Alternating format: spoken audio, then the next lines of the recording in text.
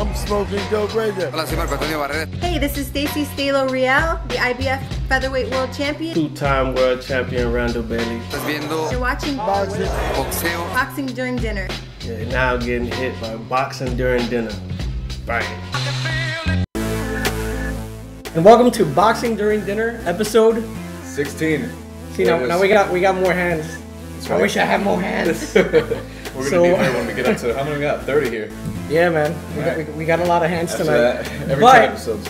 even we have a great show. We have a two-time world champion on the show. We'll tell you who it is in a second, or Yeah. you'll recognize him right away. Oh yeah. And we also got our model, Barbie. Barbie is from Venezuela, but she lives in Miami now. That's why she's here. We're from the 305. Yeah, no, it was a good transplant, good decision to come to South Florida. And also, we got a food sponsor tonight, The Yeah. Joint, Carol, on US 1, and Carol is gonna tell us about it. Yes, this place, it's called The Joint. So thank you guys for our dinner tonight. Yes. Also, letting you know it's in Pinecrest, so if you're in the area, great place to go eat. And on Tuesday nights, if you have nothing to do, ladies, it is free for you. And it's karaoke night, so if you could sing, or really if you like can't karaoke. sing, So guys, that means if you're looking for drunk girls on Tuesday nights, take a trip over to the joint. That like to sing. Yeah. And even if you have something to do, just go. You know, they got good food. They got, Yeah, it's awesome. I've had their food. I've had their drinks over there. It's a good spot. They did something that I'm really happy about, which is to put cranberries in a salad. A lot of people don't do this. I love cranberries. It's I actually- love they're really cranberry good in a for you, too. salad as well. Yeah. I don't eat salad. Yeah, whatever. So we got lots to talk about before we get to our guests. But Victor Cayo and Lamont Peterson, you're impressed with Peterson. I am, and our guest tonight is not.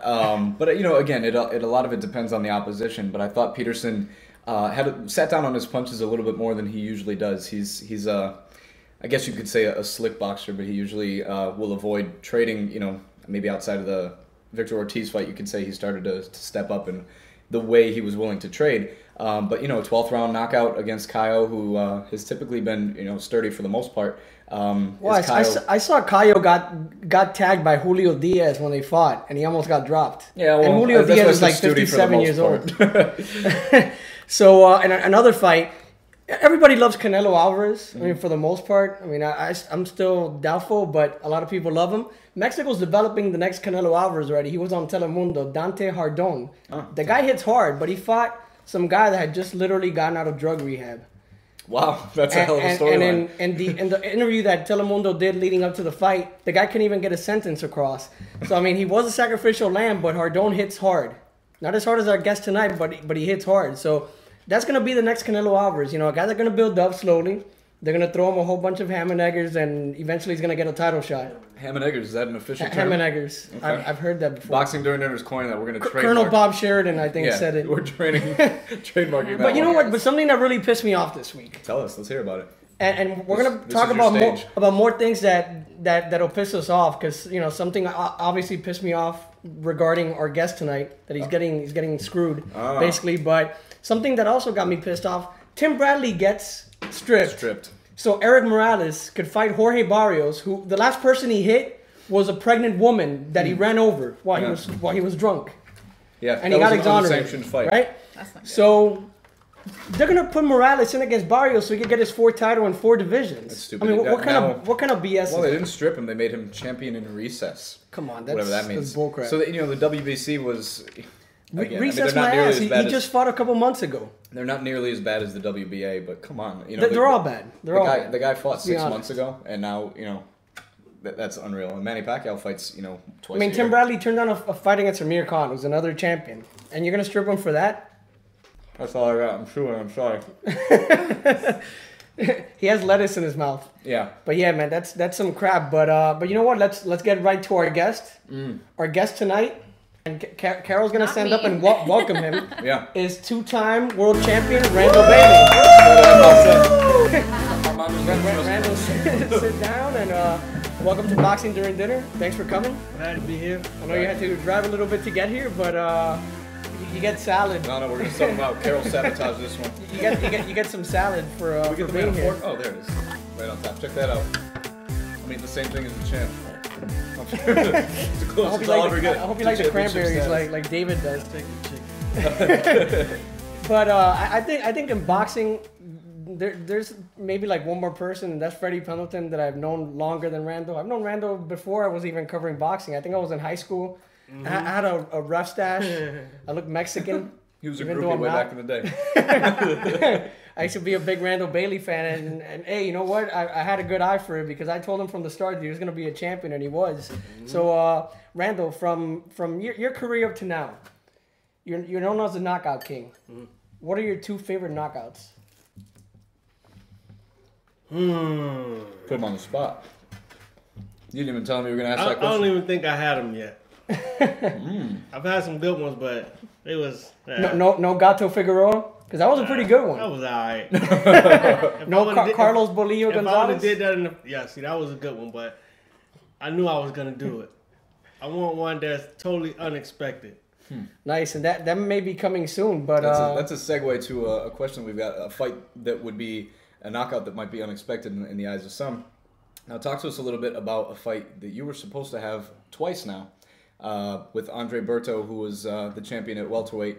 Now he's going to be fighting Jan Zavic, I guess. So more or less, Berto's getting the shot that should have been yours. And you'll be fighting on that same card on September 3rd. well, yeah, Randall was supposed to fight John Zavic. I mean, Zavic. he's the mandatory challenger. In the rankings, they have him as number 2. They have they have nobody rated there. What kind of crap is that? They take their time when they putting the rankings on the internet, but everybody know I'm number 1. And for Berto to want to step on my toes and get in my eyesight was very bad. And you could be as candid as you want on Boxing During Dinner. This isn't HBO or ESPN. You could just let loose, man. Let Dan Raphael Tell me have how the you really G-rated feel. stuff. We want to Tell me how you really feel, because it's a title shot you should have gotten. Because you were impressive against Bonsu, the guy that was well loved in Belgium, as you told me. You suplexed and powerbombed Saeed Ali out of the ring, basically. It was a no contest, but you were gonna win the fight. You had already dropped him. And yet Andre Berto, who just gets beat by Victor Ortiz, gets an immediate title shot. That has to piss you off. Yeah, it pissed me off real bad. But I gotta maintain my composure and stay professional. And eventually he's gonna get his just due. Trust me. And you're fighting in one of the hottest divisions in boxing, actually the hottest division in boxing. You got Manny Pacquiao, Floyd Mayweather. Those guys up there in the division, what do you think about them? Do you think Victor Ortiz even has a shot against Floyd Mayweather? I think he has a shot. I think he has a great shot at beating Floyd. Floyd doesn't seem focused right now. He's doing a lot of partying, and I think that's where his mind state at. I think he's really just fighting to cover his ends right now. And he just don't seem like he really interested in fighting. Only fighting because he have to. Yeah, he's been punching people at outside of clubs and stuff. Yeah, allegedly. And he's also 10 years on the wrong side of this fight. And this is the first time that Mayweather's taken on somebody who's younger than him in several years now. So it'll be interesting to see. I mean, Ortiz, and we could talk the semantics of it. I think Ortiz is lacking something that it would take to beat Mayweather, and that's a jab. But again, he's a southpaw who can punch. And I thought an interesting statistic is that Ortiz has never fought an opponent that he hasn't knocked down. And I think that's an incredible testament to his power and everything. But I like talking Randall Bailey. I mean, his opinion on that makes it a little bit more legit than if we say so. Well, only thing that I could see being a problem for Ortiz, he might not be afraid in this fight. Right. And normally, you could see the fear in him when he's fighting, and that's like his best asset. He's more focused when he's afraid of the guy that's in front of him. And I don't think he's going to be afraid of Floyd, and that might leave some openings for Floyd. So if you think Ortiz has a good shot against Floyd Mayweather, then you think Pacquiao definitely has a great shot against Floyd Mayweather. Oh, I picked Pacquiao in a fight with Floyd anyway. I stood next to Floyd in Belgium, and he didn't impress me at all with his presence or anything. And Manny Pacquiao's been destroying some people. I mean, I still pick Floyd just because of his hand speed and his boxing skills. But I mean, if there's anybody, I don't think Victor Ortiz will pretty much touch him. I mean, unless he catches him early. But Pacquiao definitely could. Well, Ortiz's size is gonna play a big role in the fight, and how he uses his size could open Floyd up. That's true. If he doesn't go forward and he outbox Floyd and make Floyd come forward, he got him. And Ortiz definitely looked big against Andre Berto. The weight is a very good point because Mayweather comes in, post hydration at around low 150s, and Ortiz fought at 165 on the night against Berto. That's not to mention the weight advantage, but he's also a harder hitter than Mayweather. Mm-hmm. And frankly, he might be the hardest hitter at welterweight after only one fight there, with the exception of our guest tonight. Might be one of the 2 or 3 hardest hitters in that division. I asked to fight Victor, but they said no. No, I'm sure they didn't want it, especially after Maidana knocked him out. But, Victor Ortiz, like we were saying, looked a lot bigger than Andre Berto in that fight. Now, how mad does it make you that Andre Berto stepped on your toes and took that fight from you? I'm going to push Randall until he says, Andre Berto... Because let's talk about that. He's a bum!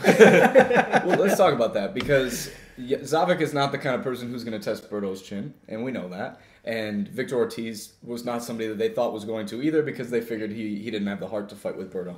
So would you say that Randall Bailey is a fighter being avoided by a fighter like Andre Berto? Yes, I would say I was avoided by him, but he put himself in to position that he got himself in, and now if he don't fight me after if he wins, he's gonna look like a real coward. Mm-hmm.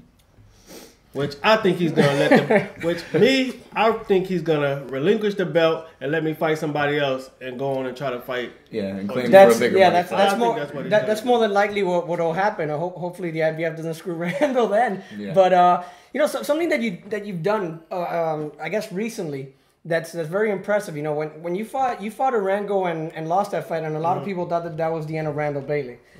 And then you come out and you knocked out Jackson Bonsu over in his hometown. Talk about that will that you have to go back to that position. I think I wore out my welcome at 140, and I was just drained making the weight. Even 2 months before the fight, I was having problems with the weight. Whenever I got down to 150, that was it. I couldn't do nothing else. Yeah, and that was a fight I thought you would win, and you had him knocked out, but you could tell that the weight was affecting you. Arango on his best day could not beat me when I'm strong. And this guy done did numerous rounds in the gym, and I'm saying it's like playing with a baby.